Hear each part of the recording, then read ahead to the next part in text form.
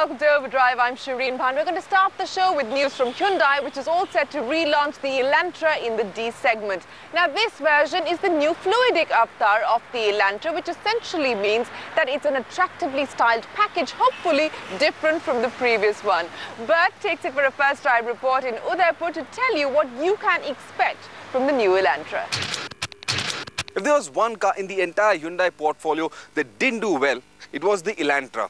I mean, just look around you today. How many Elantras do you see on the roads? You'll still see a lot of Corollas and Octavias from that generation when they competed against the Elantra. Except for the Elantra, it has just disappeared. Now, this was despite the fact that the Elantra, well, it was a very good value for money car. And of course, it had a lot of features. But still, people didn't find the drivetrain very appealing. And then there was that styling. The masses just couldn't digest that. Neither could we. How things have changed. That is the new Elantra. It's a stunner of a car. In fact, it may be the best looking car in the entire C segment today.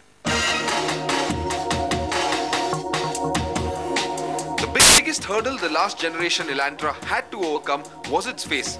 It was classic Hyundai trying too hard to seek inspiration from several places.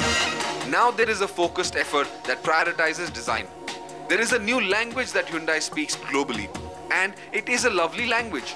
It is vibrant like Italian, comforting and delectable like French. It also commands attention like German and also has that bit of flair like Australian. That said, while it is an attractive, arresting design that will demand a lot of eyeballs stare riveted, it is also a slight bit uncomfortably similar to the Verna. Closer inspection will reveal that the headlamps and tail lamps are quite different and that the lines on the side profile follow different paths. It's the front face, especially the bumper and grille, that breeds such strong familiarity.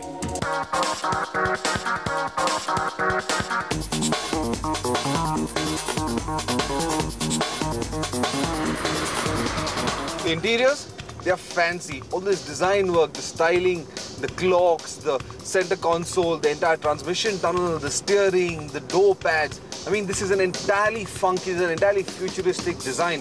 It's a bit out of a Ridley Scott film, Prometheus for the layman on the streets. But, well, I like it. It's funky, it's fun. I think it's very interesting.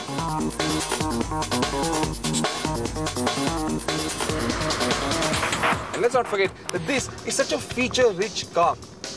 It always was, even the last generation, a lot of goodies to offer, and that continues in the new Elantra.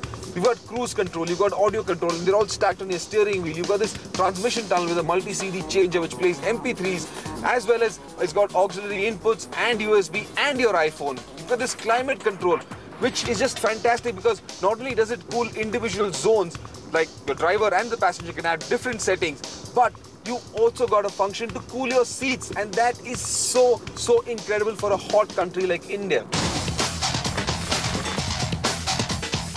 Hyundai will offer the Elantra with a choice of two engines. There's going to be one diesel and there's going to be a petrol. Now the diesel engine, well, this new car has got a smaller diesel engine. It's got a 1.6 litre common rail diesel injection, turbocharged diesel compared to the 2 litre engine that was there in the previous generation Elantra. But this engine has been tuned to make more power, more torque. So overall, it will be a lot more efficient. We also expect it to be a slightly better performer. The petrol, on the other hand, well, it's the same 1.8 litre petrol engine, but it's got dual variable valve timing.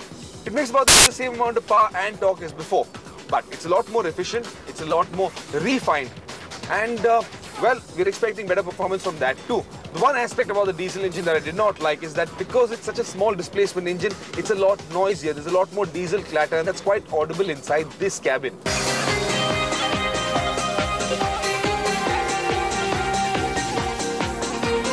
Hyundai has two transmissions to offer on the a 6-speed manual and a 6-speed automatic. The 6-speed manual is an effortless and slick transmission. The shift quality is precise, and you really won't find anything to complain about that box. The automatic, on the other hand, has got the same 6 ratios as the manual, but in operation, it feels like a CVT. It's just noisy and whiny all the way up to its shift point, which is at about 4,400 RPM.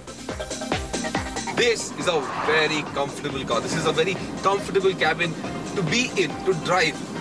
I'm 5'9.5", in the driver's seat, and I bet you there's enough space for someone who's 6 feet tall to sit right behind me and still have enough knee room and leg room to stretch out comfortably. This car has also got fantastic ride quality. The suspension is nicely tweaked for Indian conditions. So even on the worst of roads here in Rajasthan, this car completely irons out all those defects. You just don't feel a thing inside this cabin. It's also a very stable car to drive on the highway. It's well planted, it is dynamic. There's a bit of feedback from the steering. I wish there was a lot more, but it nicely weighs itself out at speed. And that makes driving this car fairly comfortable, at least more comfortable than the Verna and the i20. So how is the new Elantra better than the older one? For one, you get a lot more features. Second, you get a lot more space and creature comforts within this car. Third, it's definitely got a better drivetrain. It's got a better transmission, better ride quality, and the dynamics feel a lot more agile, a lot more stable, safer, and a lot nicer. So overall, yes, the new Elantra is much superior compared to the last generation. So what do I think of the new Elantra? Well, I'm highly impressed by this car. The new Elantra has clearly ironed out all the grey areas that were present in the last generation car. Not only that, it has moved the game to a whole new level. But then there's that matter of pricing. Hyundai have to get the right sticker on this car, and that sticker has to read VFM, value for money. That is the last bit to complete this car. Well,